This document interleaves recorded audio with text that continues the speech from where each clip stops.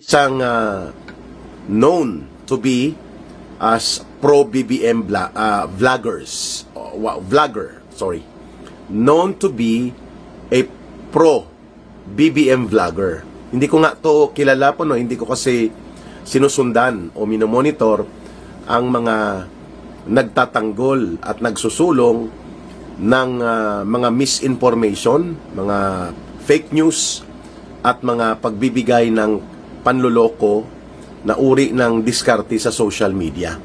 Lalo pa kung ito ay nagre-reinforce sa kasinungalingan, kalokohan at kaabusuhan ng kasalukuyang administrasyon o ng gobyerno ni Marcos Jr.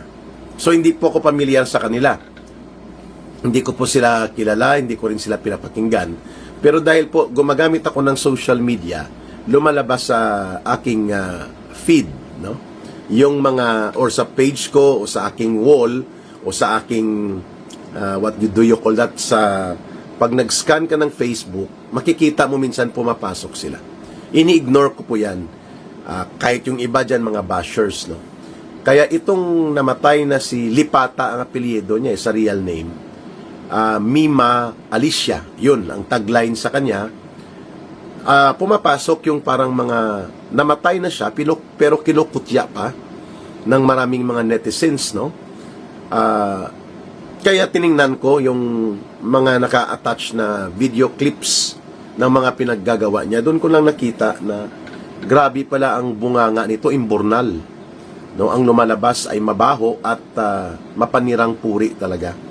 Wala sa tamang issue, hindi naman totoo at tama ang kanyang mga pananaw, binabaloktot niya ang mga bagay. Halimbawa, nakita ko doon ang isang video clip na binabastos niya si former President Rodrigo Duterte.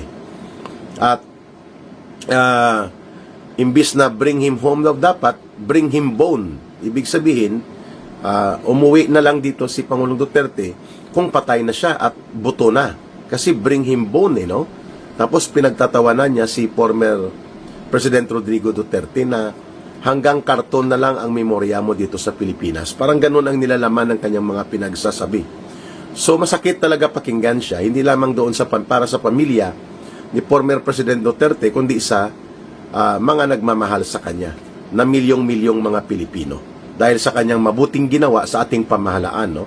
Hindi siya magnanakaw, hindi siya durubo at kurakot, at kinatatakutan siya ng mga kriminal, PPNPA, NDF.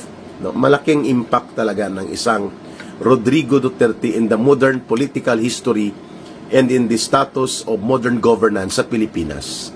Kaya ganun siya ka-controversial. Pero itong si Lipata o si Mima Alicia, binabastos po niya ang dating Pangulong Rodrigo Duterte.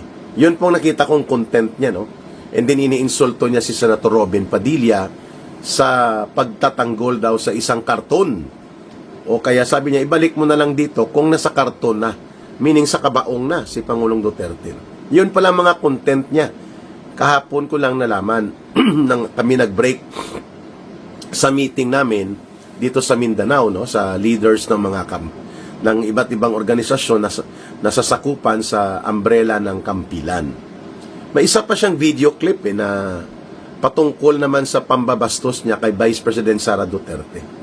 Tinatawag niyang direktang magnanakaw, at tapos kinukot siya, makasama sa, no, may babae siyang kasama.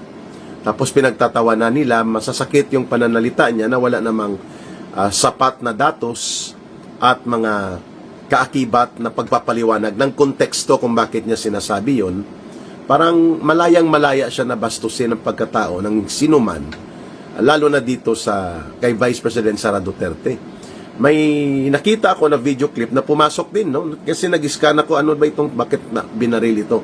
Ba't napatay ito at bakit maraming nagmumura at maraming nagagalit sa kanya? Kasi dumadaan siya sa feed ko, no? Ngayon, mayroon video clip doon, maiksi lang, pero siguro mga na-share ng mga netizens mula sa kanyang mga ginagawa itong si Lipata o si Mima Alicia, na sinasabi niya na nagpalaglag ng bata na ipinagbubuntis si Vice President Sara Duterte. Foul na foul talaga yun, mga kababayan, no? At sinasabi niya, dinamay mo pa ang ang batang inosente sa iyong sinapupunan. Grabe po yung ganong mga atake niya na wala siyang maipakitang ebidensya o anumang makatotohanan na pagpapaliwanag kung saan niya hinugot yung ganong mga atake, no? Pag-iinsulto kay Vice President Sara Duterte na pinapalabas niya, hindi ka lang nagnanakaw, hindi ka na nagwawaldas ng lustay ng pera ng bayan sa mga travel mo, na by the way, personal funds po, personal resources ng mga Duterte, ng magkakapatid na Duterte at pamilya nila ang kanilang ginagastos. Cleared po yan sa report ng kanilang mga travel. Pag pumupunta sila at bumibisita sa kanilang ama, sa kanilang tatay na si former President Duterte. So grabe palang bunganga talaga nito, imburnal, no? Ni Mima Alicia. Kaya ako bilang isang political vlogger din, isang political commentator, nagbalik tanaw din ako at nag-reflect sa sarili ko. Kasi marami din po akong kalaban at masakit din po ako magsalita, pero hindi ganon kay Mima Alicia na to na pinagmumura ang tao, binabastos at walang mga truthful context or intelligent basis ang pinagsasabi ko. No? Mayroon dapat intelligent basis, may historical account, may historical perspective, at mayroong mga batayan sa pangyayari na matalas kung sinusuri ang mga komentary ko, lalo na sa topic ng pagbubunyag at paglaban sa lumalaganap at malaganap na antas ng korupsyon at pandarambong sa Pilipinas. And I don't take it personally against those kay Marcos Jr., kay Boying Rimulya, kay John Vic Rimulya o sa mga opisyal ng gobyerno. Inilalagay ko sa tamang konteksto at magkakaugnay sa makatotohanan ng mga pangyayari at sinusuri ko. Bagamat straightforward ako pag bumira. Yan naman pong style ni Ka Eric. Hindi naman po ako kapareho nitong imbornal ang bunganga nang makita ko kung paano niya ginagawa ang kanyang mga pag-atake, no? Disinformation, misinformation, fake news, at mga masasama na imbento ng paninirang puri at wala po sa konteksto ng political analysis and intelligent discussion and truthful presentation on the perspective of truth and reality ang kanyang mga pinagsasabi. Yan po ang kaibahan doon. Sabi ko, ginagawa ko ba ito? Nakakasakit din ba ako ng damdamin? Oo. Sa mga napapaliwanagan ko, nakikita nila na masakit pakinggan kung tamang katotohanan, matalas na pagtatalastas at mga malinaw na pagpapahayag batay sa konteksto ng kasaysayan, konteksto ng pagkakaugnay ng mga pangyayari, batay sa scientifico na pananaw. Ibig sabihin, evidence-based, and at the same time, batay po sa tamang paggamit ng analytical tools or analysis tools. Ganon po ako pag nagdi-discuss, no? Tinitingnan ko yung glasses ko kasi parang nagba-blurred, no? Siguro sa refleksyon ng ilaw yan na tumatama sa aking noo at nagre-reflect sa glasses ko. I hope I am not disturbing you sa inyong pakikinig kay Ka Eric ngayon, ano. Pangalawa, tiningnan ko rin po sino pa mga nakakalaban ko sa aking mga political commentaries.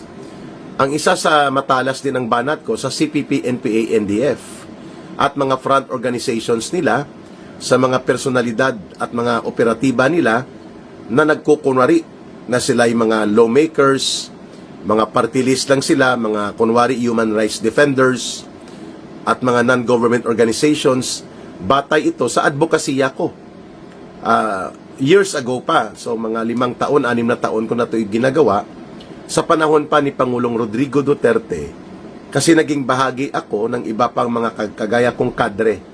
O pag sinabing kadre, mga leaders at mga nagiging bahagi ng pamunuan at mga organizers and mga political officers o kaya mga organizers at mga operators sa loob ng organisasyon ng communist movement sa Pilipinas, sa CPP, NPA, NDF. Yan po ang kadre. Na ibig sabihin, cadre pag i-pronounce sa English. So yung paglalantad at pagbubunyag ko, advocacy po yan. Para iprotekta ang kabataan, lalo na na hindi sila ma-recruit at malinlang na mapariwara ang kanilang buhay kapag sila ay magaya sa amin na na-recruit din nung panahong kabataan kami at nilaso ng aming utak at kaisipan at sinira ang aming mga buhay.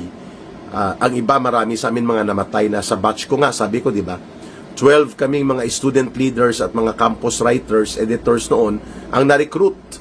Subalit, ang nakabalik lang sa amin na buhay, 2. Ang isa ngayon ay nasa judiciary na. Judge na po siya, nag-abogado siya. At ako naman, advocate ako ng human rights and peace issues na makatotohanan, hindi doon sa panlilinlang at panluloko na human rights and peace issues ng CPP, NPA, NDF. At nilabanan ko po ang... So galit din po sila sa akin. In fact, kinasuhan nila ako at si Dr. Lorraine Maribadoy nung wala na po kami sa National Task Force to End Local Communist. Termino po ni Pangulong Rodrigo Duterte.